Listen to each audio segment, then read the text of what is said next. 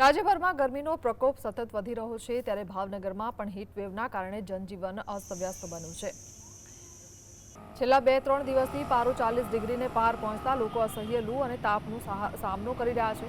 ભાવનગર શહેર અને જિલ્લામાં ઉનાળો આકરો બન્યો છે। બપોરના 12 થી 4 વાગ્યાના સમયગાળામાં શહેરના મુખ્ય માર્ગો સુમસાન ભાસી રહ્યા છે, જાણે અઘોષિત કર્ફ્યુ જેવો માહોલ સર્જાયો હોય।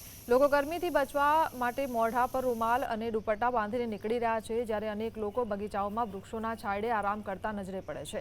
તંત્ર દ્વારા પણ લોકોને બિનજરૂરી બહાર ન નીકળવા અપીલ કરવામાં આવી છે।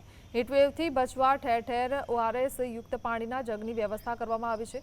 વધતા તાપમાનના પગલે લોકો હવે ઠંડા પીણા અને છાશનો સહારો લઈ રહ્યા છે। આખરી ગરમી હજુ પણ થોડા દિવસો જારી રહે તેવી શક્યતા છે। ગરમીનો માહોલમાં મહાનગરપાલિકાએ ખરેખર સારી કામગીરી કરી છે ભાઈ।